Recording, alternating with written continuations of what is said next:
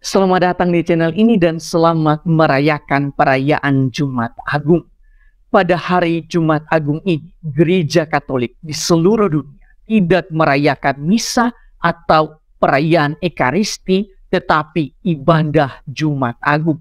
Karena itu tidak benar jika kita mengatakan misa Jumat Agung atau Ekaristi Jumat Agung. Yang benar ialah perayaan Jumat Agung atau ibadah Jumat Agung. Mengapa demikian? Karena Kamis Putih, Jumat Agung, dan Sabtu Suci adalah satu rangkaian utuh dari Triduum Paskah.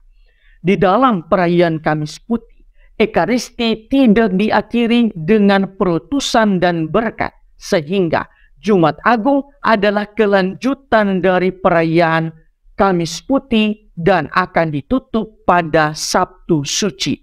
Selain itu, perayaan Ekaristi adalah penghadiran kembali peristiwa perjamuan malam terakhir, peristiwa penyaliban Yesus, dan kebangkitan Yesus. Seluruhnya dalam satu kesatuan. Dengan demikian, Kamis Putih, Jumat Agung, dan Sabtu Suci atau perayaan Triduum Paskah ini merayakan ketiga hal tersebut walaupun dirayakan dalam tiga liturgi yang terpisah. Namun sebenarnya ini adalah satu rangkaian perayaan yang utuh. Dan di dalam Jumat Agung sendiri kita mengenangkan sengsara dan wafat Tuhan Yesus Kristus. Inti perayaan ini mengajak kita untuk bersyukur, menghormati, dan menyembah Yesus yang telah wafat demi menyelamatkan kita. Di dalam bacaan pertama, Nabi Yesaya telah bernubuat tentang penderitaan dan sengsara Yesus. Ia menulis, penyakit kitalah yang ditanggungnya dan kesengsaraan kitalah yang dipikulnya. Sesungguhnya dia tertikam oleh karena pemberontakan kita.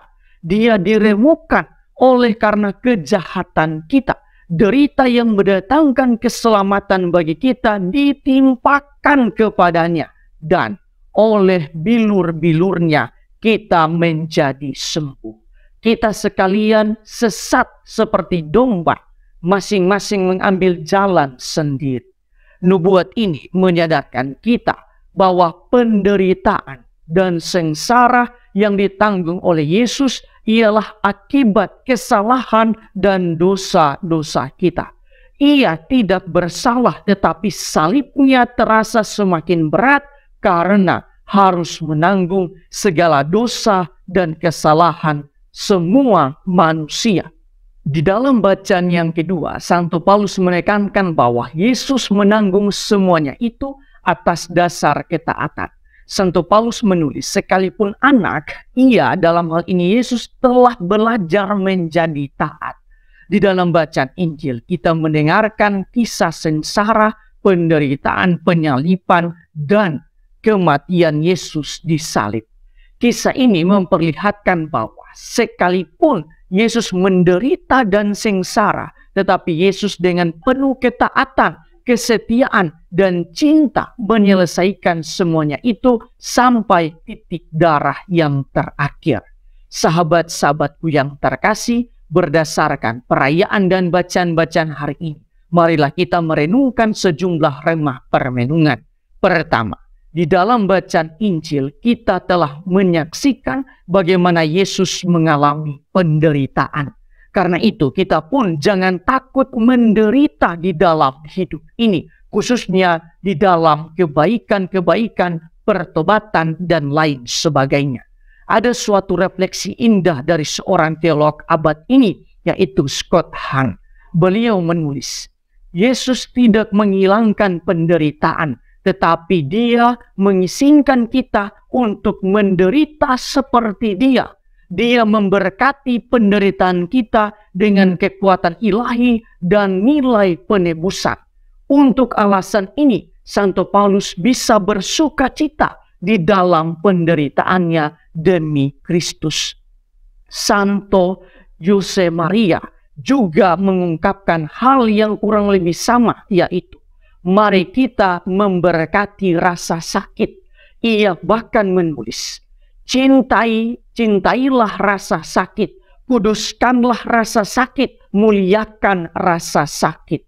Scott Hahn mengatakan bahwa Santo Yosemaria tidak sedang mengatakan apapun yang begitu konyol bahwa rasa sakit itu baik, melainkan yang hendak ia tekankan ialah melalui rasa sakit kita dapat mencapai kebaikan yang besar, dan lebih lagi Tuhan dapat menumbuhkan kekudusan yang besar dan dalam di dalam hidup kita ini. Melalui rasa sakit kita dapat bertumbuh seperti Yesus di dalam penderitaannya. Sampai di titik ini kita semakin dikuatkan bahwa sebagai pengikut Kristus kita perlu melihat penderitaan sebagai jalan menuju kekudusan. Kedua, kita telah menyaksikan penderitaan Yesus mulai dari Taman Getsemani sampai di puncak Golgota.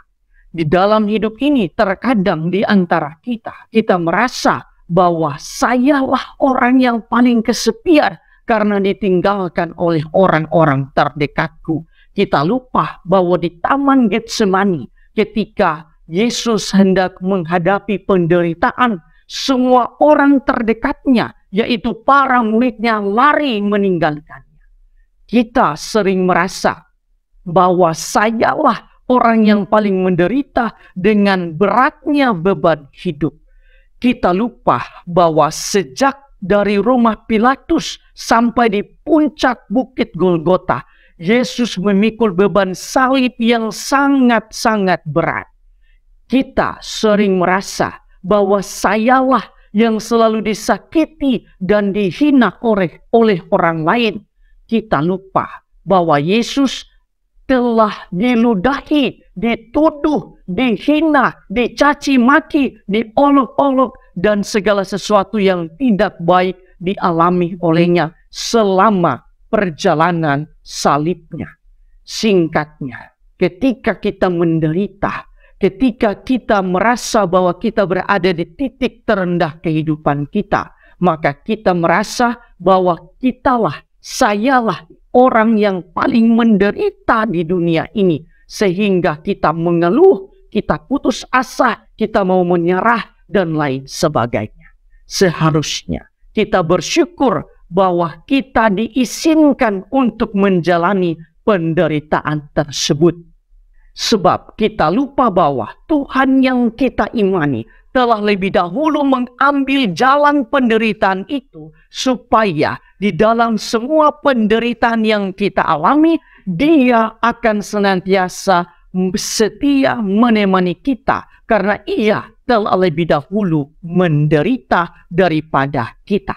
Tuhan memberkati Anda semua.